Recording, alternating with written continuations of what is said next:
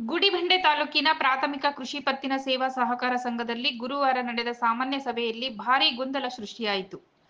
ಅಧ್ಯಕ್ಷ ಎಚ್.ಎನ್. ಮಂಜುನಾಥ ರೆಡ್ಡಿ ಅವರ ನೇತೃತ್ವದ ಸಭೆಯನ್ನು ಕಾಂಗ್ರೆಸ್ ಬೆಂಬಲಿತ 6 ನಿರ್ದೇಶಕರು ಬಹಿಷ್ಕರಿಸಿದ್ದಾರೆ. ಈ ವೇಳೆ ಉಪಾಧ್ಯಕ್ಷ ಜಿ.ವಿ. ಗಂಗಪ್ಪ ಮಾತನಾಡಿ, ಎಚ್.ಎನ್. ಮಂಜುನಾಥ ರೆಡ್ಡಿ ಅವರನ್ನು ಕಾಂಗ್ರೆಸ್ ಬೆಂಬಲದಿಂದ ಅವಿರೋಧವಾಗಿ ಅಧ್ಯಕ್ಷರಾಗಿ ಆಯ್ಕೆ ಮಾಡಲಾಗಿತ್ತು. ಆದರೆ ಅವರು ತಮ್ಮನ್ನು ಬೆಳೆಸಿದ ಪಕ್ಷಕ್ಕೆ ಮತ್ತು ಬೆಂಬಲಿಸಿದ ನಮಗೆ ಮೋಸ ಮಾಡಿ ಬಿಜೆಪಿಗೆ ಸೇರ್ಪಡೆಯಾಗಿದ್ದಾರೆ. ಸಹಕಾರ ಸಂಘವನ್ನು ರಾಜಕೀಯವಾಗಿ ಬಳಸಿಕೊಂಡಿದ್ದಾರೆ. ಆಪರೇಷನ್ ಕಮಲದಂತಹ ರಾಜಕೀಯ ಒತ್ತಡಗಳು ಈಗ ಸಹಕಾರ ಕ್ಷೇತ್ರಕ್ಕೂ ಒಳನುಗ್ಗಿವೆ ಎಂದು ಆರೋಪಿಸಿದರು. ಈ ಬಗ್ಗೆ ಕಾಂಗ್ರೆಸ್ ಬೆಂಬಲಿತ ನಿರ್ದೇಶಕರು ಶಾಸಕರೊಂದಿಗೆ ಚರ್ಚಿಸಿ ಮುಂದಿನ ದಿನಗಳಲ್ಲಿ ಅವಿಶ್ವಾಸ ನಿರ್ಣಯ ಮಂಡಿಸುವ ಬಗ್ಗೆ ತೀರ್ಮಾನ ಕೈಗೊಳ್ಳುವುದಾಗಿ ತಿಳಿಸಿದ್ದಾರೆ.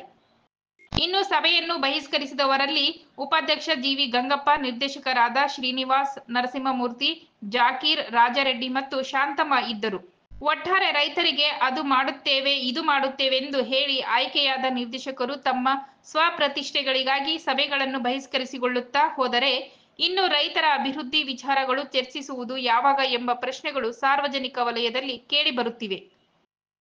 ಇತ್ತೀಚಿನ ಬೆಳವಣಿಗೆಗಳು ಅವಿಭಜಿತ ಕೋಲಾರ ಜಿಲ್ಲೆಯ ರಾಜಕಾರಣದಲ್ಲಿ ದೊಡ್ಡ ಒಂದು ಇದನ್ನು ಚೆಲ್ಲಿದೆ. ಕಾರಣ ಏನಪ್ಪ ಅಂದರೆ, ಡಿ.ಸಿ.ಸಿ ಬ್ಯಾಂಕ್ ಚುನಾವಣೆಯಲ್ಲಿ ನಮ್ಮ ಕೃಷಿ ಪತ್ತಿನ ಸಹಕಾರ ಸಂಘದ ಪ್ರತಿನಿಧಿಯಾಗಿ ಆಯ್ಕೆ ಇದ್ದಂಥವರು, ಡೆಲಿಗೇಟಾಗಿ ಆಯ್ಕೆ ಆಗಿದ್ದಂಥವರು ಒಂದು ದೊಡ್ಡ ರೋಲನ್ನು ಪ್ಲೇ ಮಾಡಿದ್ದಾರೆ.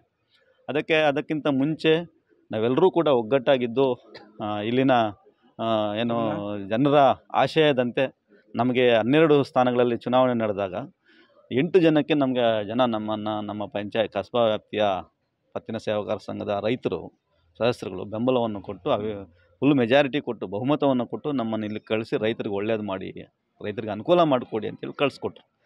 ಆದರೆ ಆ ಉದ್ದೇಶವನ್ನು ಇಟ್ಕೊಂಡು ನಾವು ಬಂದಾಗ ಇಲ್ಲಿ ರಾಜಕಾರಣದ ಮೇಲ್ಗೈ ಆಗಿದೆ. ನಾವು ಯಾರು ರಾಜಕಾರಣ ಮಾಡಬೇಕು ಅಂತೇಳಿ ಸೇವಾ ಸಹಕಾರಕ್ಕೆ ಬಂದವರಲ್ಲ. ರೈತರಿಗೆ ನಮ್ಮವರೆಲ್ಲನೂ ಸೇವೆ ಮಾಡಬೇಕು, ರೈತರಿಗೆ ಸಾಲ ಕೊಡಿಸ್ಬೇಕು, ಅನುಕೂಲ ಮಾಡಬೇಕು ಅಂತೇಳಿ ಬಂದವರೇ ವಿನಃ ರಾಜಕಾರಣಕ್ಕೆ ಇದನ್ನು ಉಪಯೋಗಿಸ್ಬೇಕು ಅಂತೇಳಿ ನಮ್ಮ ನಿರ್ದೇಶಕರುಗಳಿಗೆ, ನಮ್ಮ ಸದಸ್ಯರುಗಳಿಗೆ ಯಾರೂ ಆ ರೀತಿ ಆಲೋಚನೆ ಇರಲಿಲ್ಲ. ಆದರೆ ಇಲ್ಲಿ ನಡೆದಿರುವಂಥ ಬೆಳವಣಿಗೆಗಳು ತುಂಬ ಹಲವಾರು ಕಾಂಗ್ರೆಸ್ ಬೆಂಬಲಿತ ಕಾರ್ಯಕರ್ತರಿಗೆ ನೋವನ್ನು ಉಂಟು ಮಾಡೋದ್ರಿಂದ ಮತ್ತು ನಿರ್ದೇಶಕರಾಗಿ ಬೆಂಬಲ ಕೊಟ್ಟು ಅವರನ್ನು ದೊಡ್ಡ ಅಧ್ಯಕ್ಷ ಸ್ಥಾನದಲ್ಲಿ ಕೂರಿಸಿ ಮತ್ತು ಅವರನ್ನು ಪ್ರತಿನಿಧಿ ಆಯ್ಕೆ ಮಾಡಿದಂಥವ್ರು ಎಲ್ಲರೂ ಕೂಡ ಇವತ್ತು ನೋವನ್ನು ಅನುಭವಿಸಿದ್ದಾರೆ. ಯಾಕೆಂದರೆ ಇಲ್ಲಿ ನಮ್ಮ ಬಾಗೇಪಲ್ಲಿ ವಿಧಾನಸಭಾ ಕ್ಷೇತ್ರದ ವ್ಯಾಪ್ತಿಯಲ್ಲಿರುವಂತಹ ದಲಿತರಿಗೆ, ಅಲ್ಪಸಂಖ್ಯಾತರಿಗೆ ಅವರಿಗೆಲ್ಲ ತುಂಬ ಮೋಸ ಆಗಿದೆ ಅಂತೇಳಿ ನಮ್ಮ ನಿರ್ದೇಶಕರು, ಸದಸ್ಯರುಗಳ ಒಂದು ಅಭಿಪ್ರಾಯ ಆಗಿದೆ. ಆ ನಿಟ್ಟಿನಲ್ಲಿ ಇವತ್ತು ಈ ಸಭೆಯನ್ನು ಬಹಿಷ್ಕಾರ ಮಾಡಿದ್ದಾರೆ.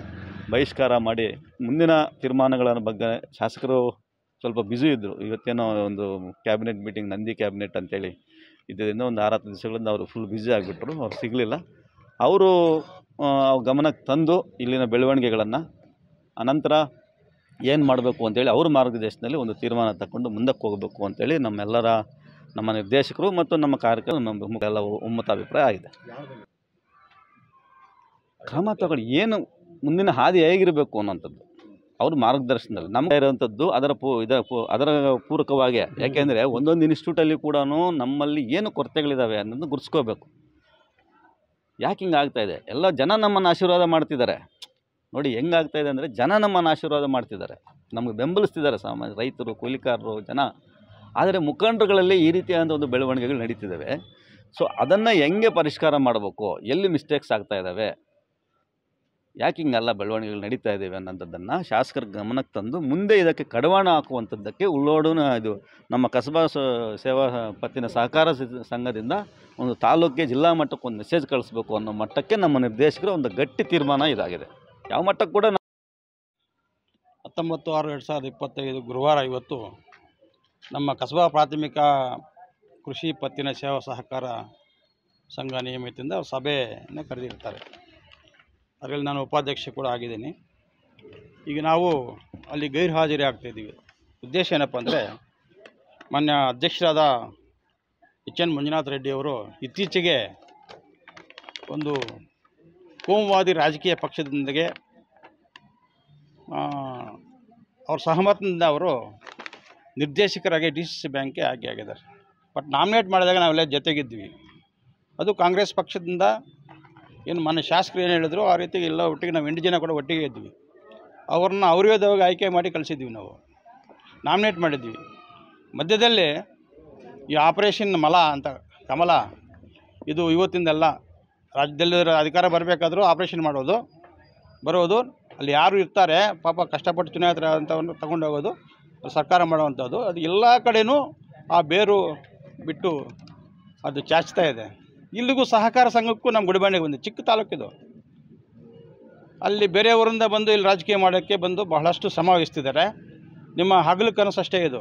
ನಾವು ನಮ್ಮ ತಾಲೂಕು ಬಹಳ ಸೌಹಾರ್ದಿತವಾಗಿ ಚೆನ್ನಾಗಿದ್ದೀವಿ. ನಿಮ್ಮ ಕೋಮುವಾದ ಅಜೆಂಡ ಏನಾದರೂ ನಿಮ್ಮ ಹತ್ರ ನಿಮ್ಮ ಮನೆಯಲ್ಲಿ ಇಟ್ಕೋಬೇಕು. ನೀವು ಹೇಳೋದಕ್ಕೆ ಅಷ್ಟೇ, ಮಾಡೋದಕ್ಕಂತೂ ಏನೂ ಇಲ್ಲ. ಸಹಕಾರ ಸಂಘದಲ್ಲಿ ಏನಿದೆ ನಿಮ್ಮ ಇಲ್ಲಿ ರಾಜಕೀಯ ಮಾಡೋಂಥದ್ದು? ರೈತರು ಇರ್ತಕ್ಕಂಥದ್ದು, ಇಲ್ಲಿ ರೈತರ ಏಳಿಗೆಗೆ ಇರ್ತಕ್ಕಂಥದ್ದು. ನಿಮ್ಮ ಅಜೆಂಡಾದಲ್ಲಿ ರೈತರ ಪರವಾಗಿ ಏನೂ ಇಲ್ಲ. ಬರೀ ಬೊಗಳೆ ಕೇಳಿಸ್ಕೊಂಡು. ಹಾಗಾಗಿ ಇವತ್ತು ನಾವು ಅವರ ಮಾನ್ಯ ನಮಗೆ ಅಧ್ಯಕ್ಷರಾಗಿರ್ತಕ್ಕಂಥ ಎಚ್ ಎನ್ ಮಂಜುನಾಥ ರೆಡ್ಡಿ ಅವರ ಕರೆದಿರ್ತಕ್ಕಂಥ ಸಭೆಗೆ ನಾವು ಇವತ್ತು ಗೈರಾಜರಾಗ್ತಾ ಇದ್ದೀವಿ. ನಿರಂತರವಾಗಿ ನಾವು ನಮಗೆ ಪಕ್ಷ ಕಾಂಗ್ರೆಸ್ ಪಕ್ಷ ಮತ್ತು ಶಾಸಕರು ಏನು ಹೇಳ್ತಾರೆ ಅದರ ನಿಟ್ಟಿನಲ್ಲಿ ನಾವು ಇರ್ತೀವಿ. ನಮಗೆ ಅಧಿಕಾರ ಮುಖ್ಯವಲ್ಲ, ಪಾಲಿಸಿ ಮುಖ್ಯ. ಹಾಗಾಗಿ ನಾವು ಇವತ್ತು ಎಲ್ಲರೂ ಎಷ್ಟು ಜನ ನಾವಿದ್ದೀವಿ 6 ಜನ ಕೂಡ ಭಾಗವಹಿಸ್ತಾ ಇಲ್ಲ, ಗೈರಾಜರಿ ಆಗ್ತಾಯಿದ್ದೀವಿ. ಈ ಸಭೆಗೆ ಹೋಗ್ತಾ ಇಲ್ಲ.